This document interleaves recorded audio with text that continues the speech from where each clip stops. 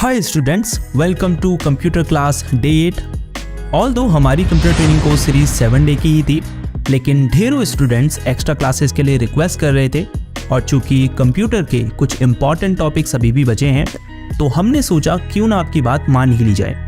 तो ये रही कंप्यूटर क्लास डे 8, जिसमें हम आपको विंडोज कंट्रोल पैनल की कंप्लीट नॉलेज देंगे। तो कंट्रोल पैनल आपके विंडोज कंप्यूटर का वह प्रोग्राम है या कह सकते हैं वो कंपोनेंट है जिसकी मदद से आप कंप्यूटर की सिस्टम सेटिंग्स को मॉडिफाई कर सकते हैं या उनमें अपने हिसाब से चेंजेस कर सकते हैं। तो कहने का मतलब है कि कंट्रोल पैनल का यूज करके आप अपने कंप्यूटर की हार्डवेयर और सॉफ्टवेयर सेटिंग्स को एक्सेस कर सकते हैं और उनमें चेंजेस कर सकते हैं। कंट्रोल पैनल को आप कई तरीकों से कंप्यूटर में ओपन कर सकते हैं। सबसे आसान तरीका है नीचे सर्च बार में कंट्रोल पैनल टाइप कीजिए और ओपन पर क्लिक कीजिए। आप रन कमांड की मदद से भी इसे ओपन कर सकते हैं।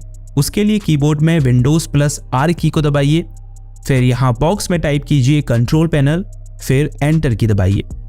कंट्रोल पैनल की विंडो हमारी कंप्यूटर स्क्रीन में ओपन हो चुकी है। आप देख सकते हैं यहाँ सेटिंग्स की कई कैटेगरीज हमें दिखाई दे रही है। यहाँ ऊपर राइट साइड में कैटेगरी बटन पर क्लिक करके आप कंट्रोल पैनल सेटिंग्स को लार्ज और स्मॉल आइकन्स में भी देख सकते हैं। ऊपर मौजूद सर्च बार की मदद से आप कंट्रोल पैनल में किसी स्पेसिफिक विंडो सेटिंग्स को सर्च भी कर सकते हैं। जैसे मैं टाइप करता हूं डेट एंड टाइम, तो आप देख सकते हैं हमारे सामने सेटिंग्स आ चुकी है। अब मैं इस पर क्लिक करके कंप्यूटर में डेट एंड टाइम चेंज कर सकता हूं। वैसे कंप्यूटर में किसी सेटिंग्स को आप तभी एक्सेस या चेंज कर सकते हैं जब आपको उसकी ज़रूरत होती है। तो बिल्कुल ज़रूरी नहीं है कि आपको इन सभी सेटिंग्स के बारे में डिटेल में पता होना चाहिए। कंप्यूटर में ढेरों सेटिंग्स होती हैं और हर किसी के बारे में जानना संभव नहीं है। मेरा काम आपको कंट्रोल पैनल के साथ फेमिलियर करना है ताकि जब इसकी ज़रूरत पड़े तो आपको इसे यूज़ करने में कोई परेशानी ना हो। तो सेटिंग्स की फर्स्ट कैटेगरी है सिस्टम एंड सिक्योरिटी। इस पर क्लिक करने पर आपको सिस्टम और सिक्योरिटी से रिलेटेड सेटिंग्स की सब कैटेगरीज यहाँ दिखाई देंगी।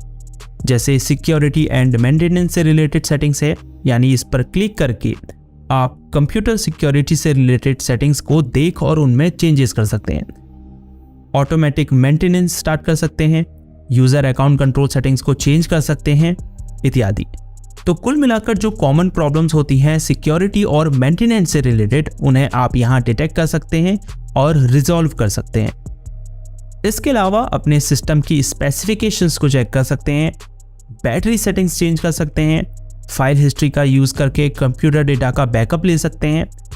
इसके अलावा भी कई अन्य सेटिंग्स हैं, लेकिन ये उतनी कॉमन नहीं है तो हम इन्हें अभी छोड़ देंगे। वापस चलते हैं पीछे।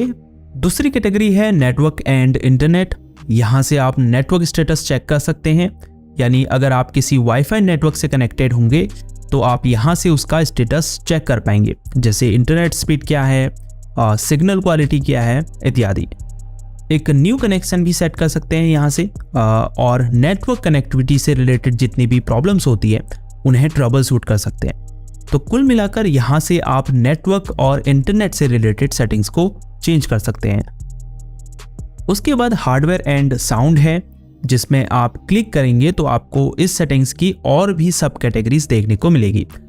For example devices and printers में आपको वो हार्डवेयर डिवाइसेस और प्रिंटर्स देखने को मिलेंगे जो आपके कंप्यूटर ने आज तक डिटेक्ट किए हैं। यहाँ से आप किसी प्रिंटर को या किसी डिवाइस को अपने कंप्यूटर में ऐड भी कर सकते हैं। उसके अलावा ऑटो प्ले है, साउंड को एडजस्ट करने और ऑडियो डिवाइसेस को मैनेज करने के लिए सेटिंग्स हैं, पावर ऑप्शंस हैं, विंडोज़ मोबिलिटी सेंटर है।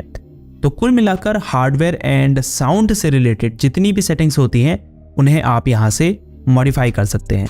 उसके बाद है प्रोग्राम्स, जहाँ से आप कंप्यूटर में मौजूद प्रोग्राम्स और फीचर्स को देख सकते हैं और यहाँ से उन्हें अनइंस्टॉल भी कर सकते हैं। इसके अलावा डिफ़ॉल्ट प्रोग्राम्स की सेटिंग्स को भी यहाँ से चेंज कर सकते हैं।